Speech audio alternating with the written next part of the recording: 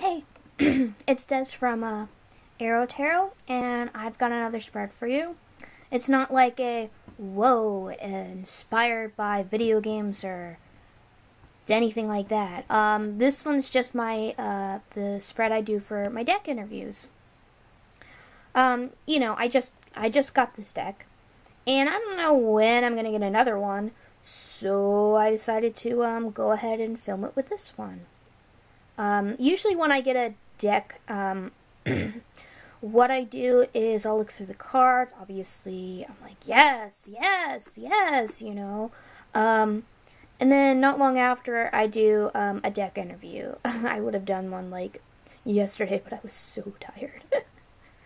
So, I'm doing it early in the morning. I'm taking a slight break from making that Gil in Final Fantasy XIV to do this deck interview. And because this deck's read a little bit differently, I am going to use the book probably with it to help me decipher what the deck's saying. Also, I did already nickname the deck. I just did that. I wasn't getting a specific name popping up, so then I kind of get an idea of what I should look up for a name, and then I kind of just start asking the deck. So I nicknamed the deck Leaf, and it's neutral pronouns. So anyway, yeah, this is how I... That's my phone. This is how I do a deck interview. And basically, what I did before this was I had two different deck interview spreads, and I like certain questions from both of them. One, what was that? Yeah, I want to say the first one I got from Ethany. And then the second one I found on Tumblr, and it was a longer one. And I like some of the questions. Like, some of them were shared, and that was why I didn't like doing both spreads for a deck. I felt like I was just repeating questions almost, with just some new ones. So what I did was I kind of fused them both together, and kind of just made my own deck interview spread.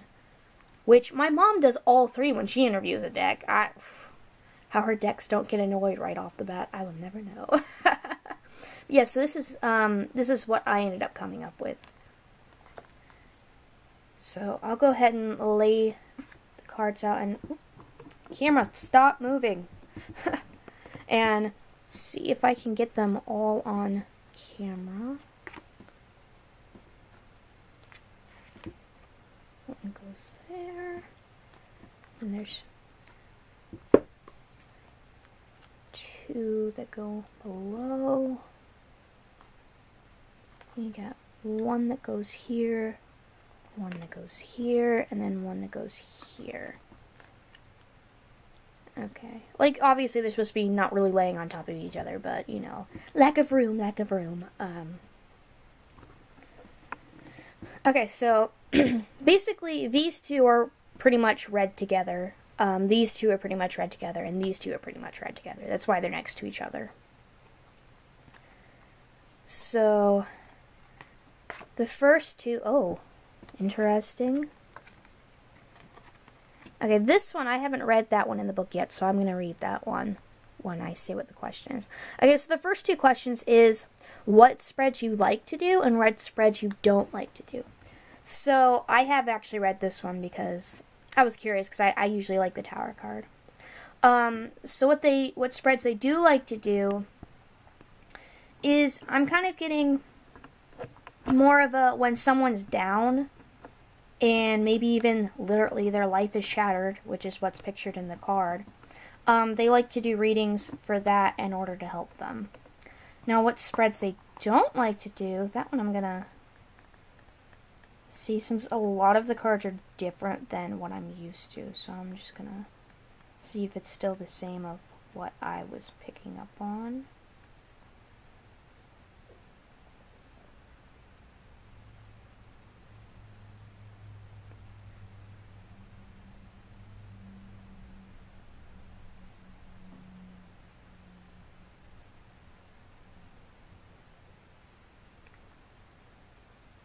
Oh, okay. So it's kind of actually like the Rider-Waite-Smith, but it's like a completely different spin on it. So it wouldn't like readings generally I was thinking more so of, lots of ones where someone's got a lot of like pressure and responsibility on them. Where this one, it's more so absorbed by the situation, which I think does make more sense. So while it does like helping, it doesn't like doing spreads that deal with where you're absorbed with the situation and have a hard time, maybe even looking away. I could see maybe like you're asking about a certain thing, kind of like the, honestly, those few times I've done relationship readings online, where it's like, will I get back together with my boyfriend kind of thing? And it's like, just the way that the cards kind of came out, it was like, maybe not the healthiest thing to think about. So I feel like, well, this deck wants to help people when their life is like kind of, it doesn't want to do it when it's kind of like this. So the next two cards is, I'll just go ahead and turn them over. It's what you're good at and what you're not so good at. So what this one's really good at is probably being able to look through and get the messages almost from another world, from like another veil. It's really good as the messenger, which I usually see myself as the messenger, but I feel like in a way like this deck's, I feel like it's more so like we're going to work really well together is one of its good traits. And the fact that it's, ooh, dang it, camera, you have one job, and that's to stay up. And I feel it's more of a matter of what it's really good at is dealing with doing readings with me. I mean, like, look at that expression. Like, yeah, it's like, we got this, like, it good. But what it's not so good at, I feel like it's more of the motherly kind of personality traits. It's not, I don't know why it's being picky right now. It's not really the more motherly type, which I didn't really feel like it was. Like, it wants to help, but it's not gonna be like, oh, it's okay, It wants to actually help you. Which, I mean, that helps, but I mean, like, not so much in a Queen of Pentacles kind of way. That's what I'm getting at. Okay, so the next two cards is, oh, that's interesting, is what's your best trait and what's your worst trait. And I feel like this is more in the sense of not the more negative-ish side of it. And I feel like it's more the fact that it's flexible. Because this one's supposed to be, the card meaning is kind of like, you've become flexible to the part that you're essentially broken and no one can see you as whole anymore. And I feel like that's probably saying, like, it can, but it has to be careful when it does it. But it can kind of, what was that word I just used?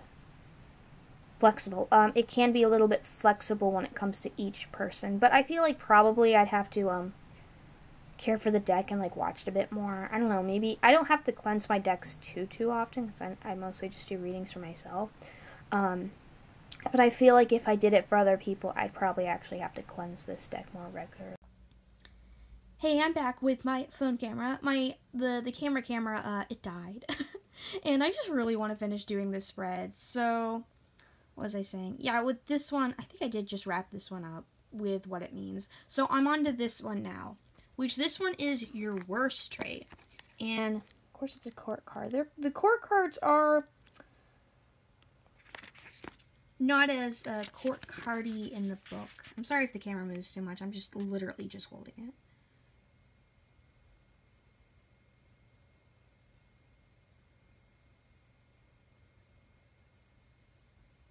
Oh, okay. I just read through how basically the green text in the book.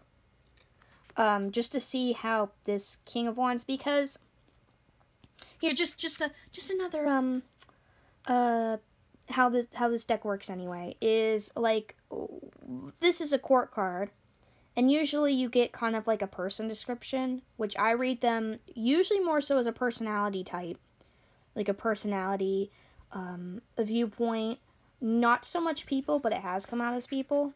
So how this one described it, at least the green text, is within a crystalline orb, this guardian king presents a vision of an alternative to our own reality, showing us the potential of the situation and the effects of taking on a different view. What we may perceive as a detriment to our own lives may very well be the doorway to our greater self. So it's not really court cardish. Which, I mean, that's okay. I could still probably make it out. This one does make sense, though, because, like, I literally just read that in the book. It's kind of like a different way of reading than just the Rider-Waite-Smith, which is what I'm more used to. It's kind of like, it very does make me think of the Cosmos Tarot, and how the Cosmos Tarot works, where a lot of the majors are mostly pretty much Rider-Waite-Smith, but then the minors are, like, completely its own thing, you know? Sometimes they kind of deal with each other, like this one kind of dealt with the usual Ten of Wands. This one kind of deals a bit with the Ten of Swords kind of thing. Like, they kind of have the same kind of energy going on, kind of the same themes, but, like, they're kind of completely, like, this one's not really, like, an end, which is generally more so how I do Ten of Swords, but I feel like it can still kind of deals with the Ten of Swords kind of energy-ish. That one kind of does almost deal with the same themes. It's just kind of like its own spin on it. So, like, you kind of get, like, sometimes they do, and then sometimes they don't, like the court cards. So, it's just a matter of, with this deck, it's a different way of reading, and I might have a hard time at first, but I just realized that's in this shot. That's that deck that my dad got me on freaking Wish of all things. But anyway, yeah, different kind of perspective, but with it, I basically it's going to help me with readings, and essentially maybe even become a better reader. Okay, so the next card, these two I kind of usually like pulling together. This is the card of how would you describe yourself? Yeah, I think this makes sense, because it said that it wants to help people, but it's not really kind of like the whole, oh, you know, like more motherly kind of thing. This card is supposed to be, this is the glares, it's the Five of Swords, which in this deck, it's supposed to be kind of like grief is okay. And I feel like that kind of would describe kind of like how the energy is. Like, it wants to help people, but it's not like, oh, it's gonna be okay, all mere sunshine and rainbows kind of help. It's more of like, grief is okay to feel, it's completely natural. I feel like it kind of comes off with you know, like, it's just not the sunshine and rainbows, it's more of a realistic kind of viewpoint when it comes to, I mean, that could be realistic, but I'm trying to explain it. You know, more of, it's okay to grieve because it's a natural thing. It's okay to hurt. This stuff kind of happens. You know, you don't have to necessarily put the whole positive stuff in your mind. It kind of makes me think of one of my old friends I used to have. One of the old friends I used to have. When she was talking about her problems, literally she basically was like, oh, how I started to feel better about myself and not be like, because their first year of college they were kind of depressed, and so like basically the way that I dealt with it was I started to pretend that I was happy, and I pretended so much that I became happy. So I feel like that's kind of like this, where this one was like my viewpoint of it, where I'm like, no, that would not work for me. It's just pretending, and I would know that it's not real. You know, I would rather actually accept the grief for what it is. So yeah. That's just kind of how I'm getting, like, more, not really sunshine and rainbows, more of the whole, it's okay to grieve, it's just, you know, things are gonna be bad, it could get worse, but you know what, it's okay to grieve, and you'll eventually get through it, more so, if that makes sense. This card is supposed to represent what element the deck is, which, the spread I used to use on Tumblr, it literally described, like, for 5 air elements, because it put spirit into. And it was like, if it's this, you know, like, these are the personality traits of each element, and it took me a while to think of it, and sometimes I'm like, but the suits literally have an element attached to them. And some of the majors literally have an element attached to them, like, already. So, usually what I do is, if it's a minor card, whatever suit it is, that element is the deck's element. If it's a major, usually then I go with the personality, like what kind of deals more with, like the Lovers. Because it's more of an emotion kind of thing. I usually associate that one more so with water. The Magician would probably be fire for me. Like, that's just kind of how I do it. You can do it however you want. That's just how I do it. So this one is the Five of Cups. So to me, that would be water. I don't really read what the card actually means. It's just kind of like it's just kind of coming up with a suit. So it's a water deck. And then this is how we can connect best with each other. Oh, and it's the Six of Pentacles. And in this deck, which I was kind of like, I don't know, the charity kind of thing. Like, where's the horse coming from? So instead of the whole more charity thing, it kind of still deals with that though. So like, again, kind of like with those two, it's kind of got a similar kind of thing. Even this one kind of has the same kind of energy as the Five of Swords. It's just different meaning. This one also has like the same energy as the Five of Cups, but the meaning's more different. Where instead of like just grief, which I usually read, this one's more of like thinking about what could have been and like all the whispers of what could have been. So for this one, it's more of being nice and accepting of everyone. Because everyone's important. All animals are important and all the plants are important, and working together kind of thing. So you still get the same kind of energy going on. So this one's literally like just, really I feel like it's just going to be us working together and just kind of like connecting with each other and literally just going through the whole process of using the deck, looking through the deck, more of the basic-y kind of stuff. Or sometimes decks will be like, okay, you need to study more.